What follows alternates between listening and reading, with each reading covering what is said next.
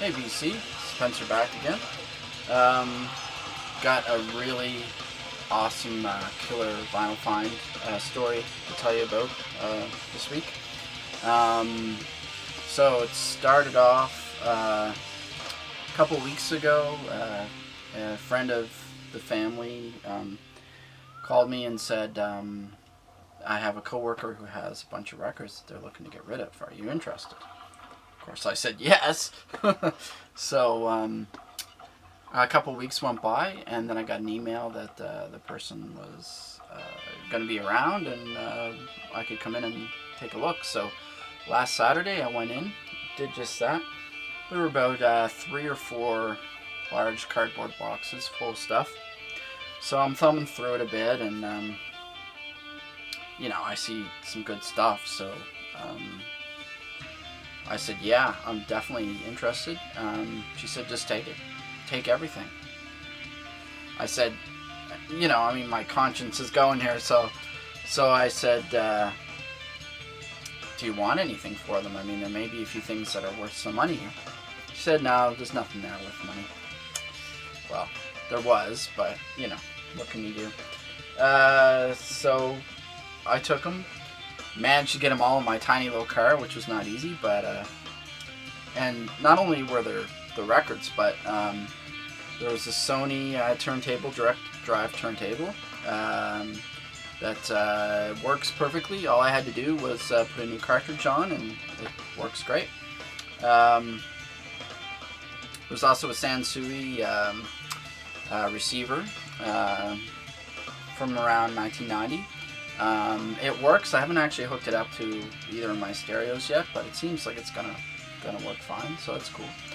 And there was looking at it right now, a Technics single deck, tape deck, which I have tape decks coming in my ears, so I haven't actually plugged it in yet, but it looks decent too. So anyway, everything free. Anyway, needless to say, I was pretty damn excited, and I'm still on a high from it. But the story doesn't end there. So when I got home, I spent the next couple of days kind of going over everything, checking out the quality of stuff. And, I kind of put aside a bunch of stuff that I was definitely going to keep. And then had a couple other piles of stuff that I was thinking about trading.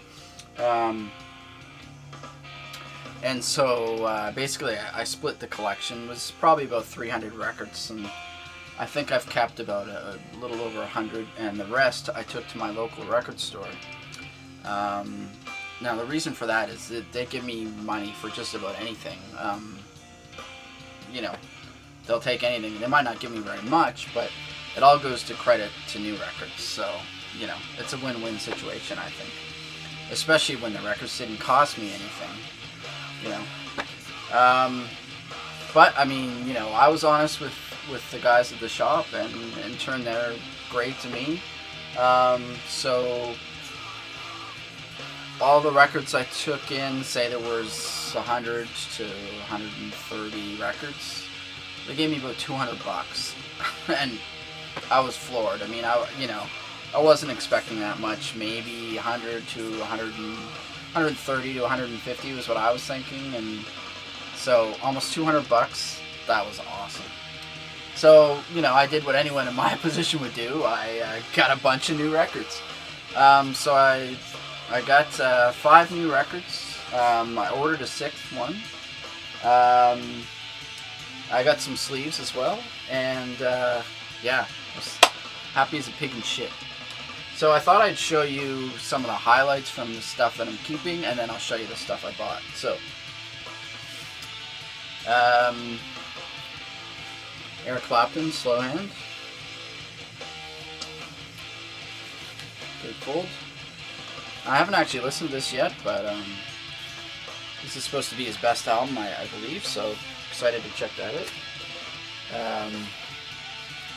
And everything is in, really good condition. There's some older stuff here, which is not in the best, but I mean everything plays, so that is definitely awesome. Steve Earle Guitar Town. I really like this album. I mean, I'm a Steve Earle fan. Anyway, I've seen him play about 3 or 4 times on his own and with the band, and just really, really, great songwriter, very political. Not so much in these days, but he definitely is now. This is Exit Zero. Some older stuff. Old Simon Graceland. I haven't listened to this yet, but I remember my dad playing this a lot when I was a kid, so it's nostalgic, so that'll be cool. And then a ton of Bruce Springsteen stuff. I mean, these are just, kind of the more interesting albums, but there was probably about 8 or 9 Bruce albums there, which I kept. I kept them all. Born to Run. Darkness. Nebraska.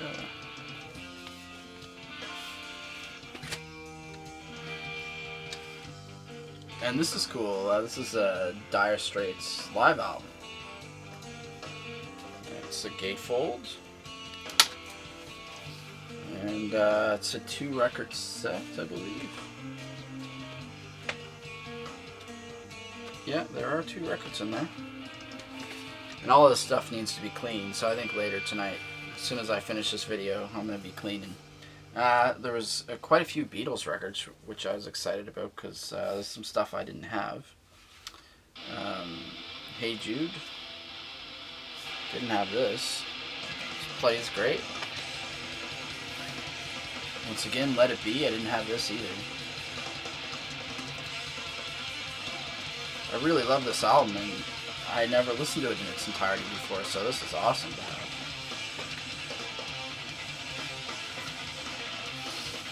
And Abbey Road, I forgot I do already have a copy of this.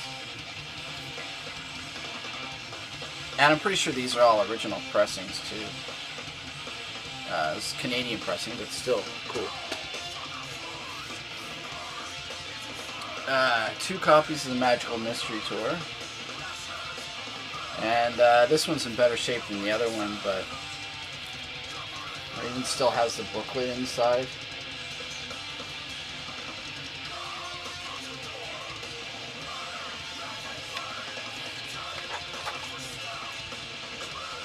Which is cool.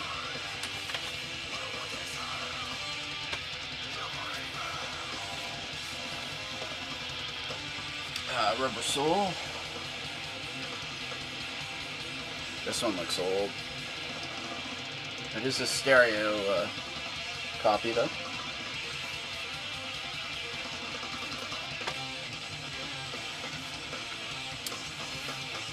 And believe it or not, I didn't already own this. Legend by Bob Marley. It's cool to have that.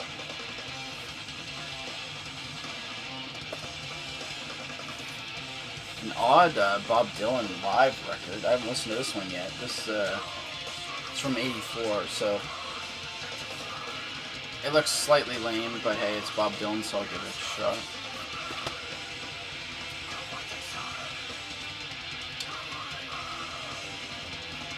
And then I guess this is a Jimi Hendrix live album from the live concert that was put out.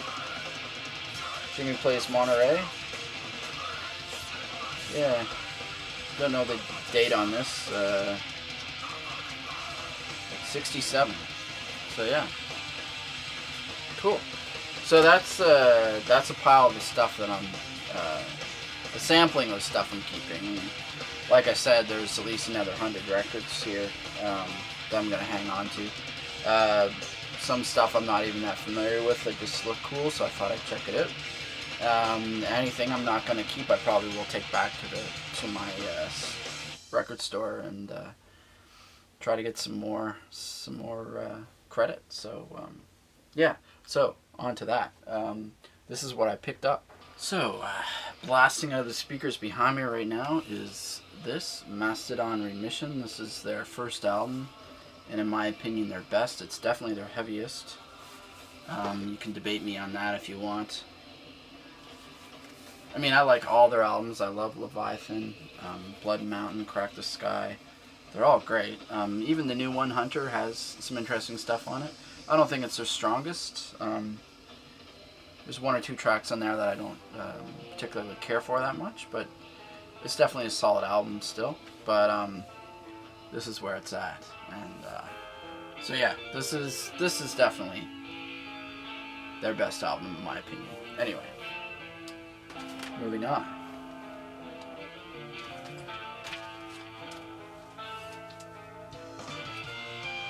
It's nice. I mean, a lot of record stores don't do this.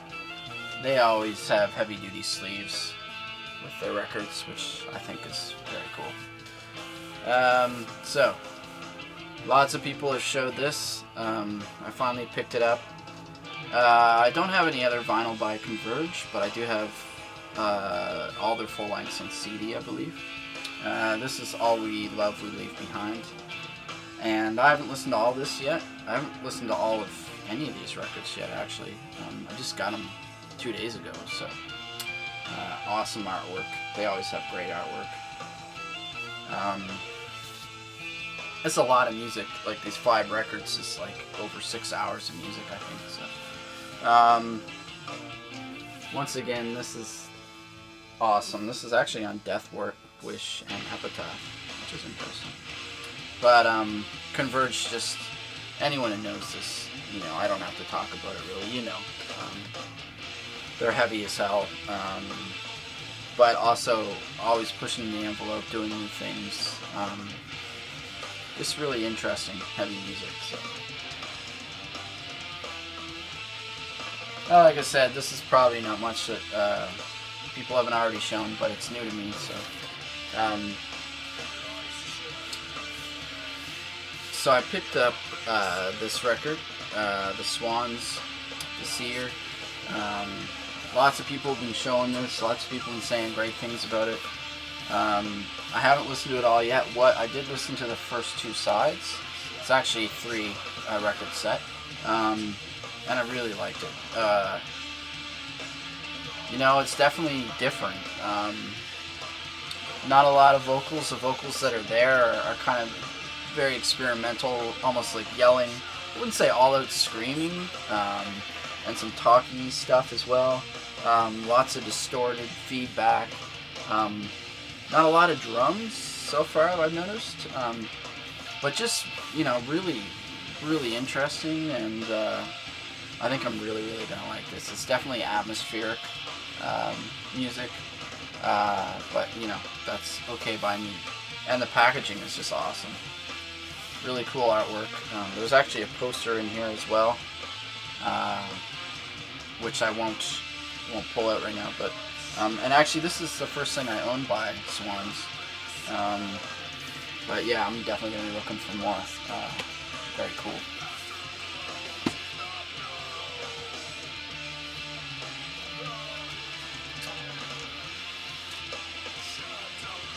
And this is very cool. My shop has several of the Iron Maiden reissues, picture disc. I only have like 1 or 2 other picture discs. I can't say I'm a huge collector of picture discs, definitely not. But you know, this was reasonable, and because I had the money the credit to burn, I guess. And I've been meaning to get Peace of Mind for a while. Didn't own it. So very cool to have this. And I'm sure people have shown this before, but that's an awesome photo. So cool.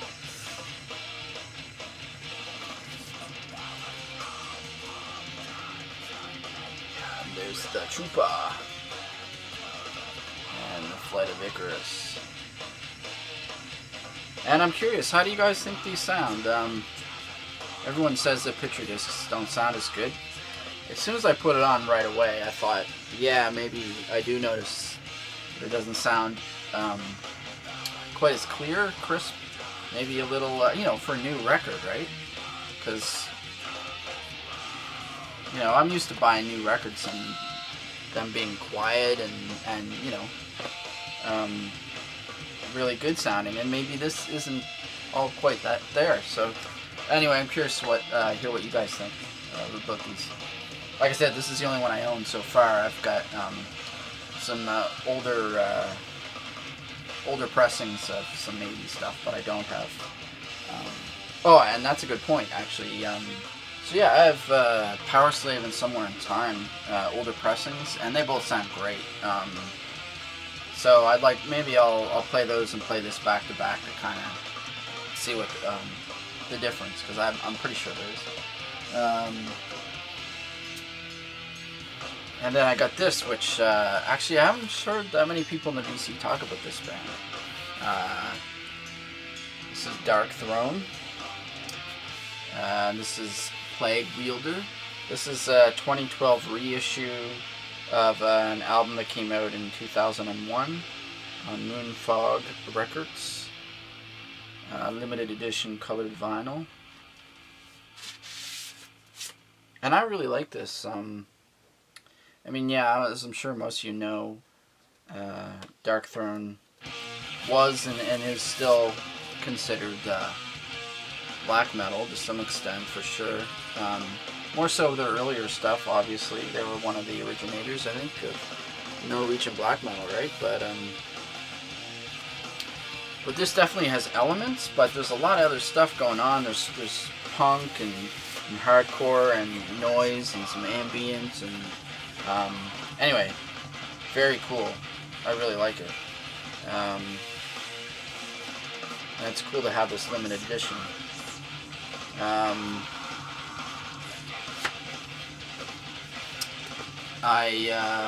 This is the only record of theirs I have right now, but and I just kind of was, looking to burn money, and I saw it sitting there, so I thought, hey, that's cool. So I kind of took a chance on it, but I'm definitely happy with this purchase. So, if anyone has any suggestions to some of their other stuff that I should pick up, let me know, because like I said, just getting into them, really don't know a whole lot about them yet. So yeah.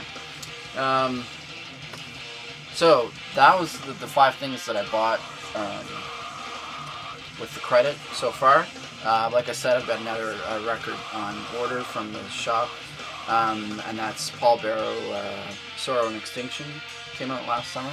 I love that album. I can't wait to get the vinyl, so really excited with that. I hope it's here soon. So this is super long. I'm going to cut it now. I've got some records to clean, so and a lot of records to listen to. So thanks for watching, and I'm really close to 100 subscribers, so I really hope that I can get there soon, because I got a good idea for a contest. So watch, subscribe, comment. Hope to hear from you soon. Thanks, guys.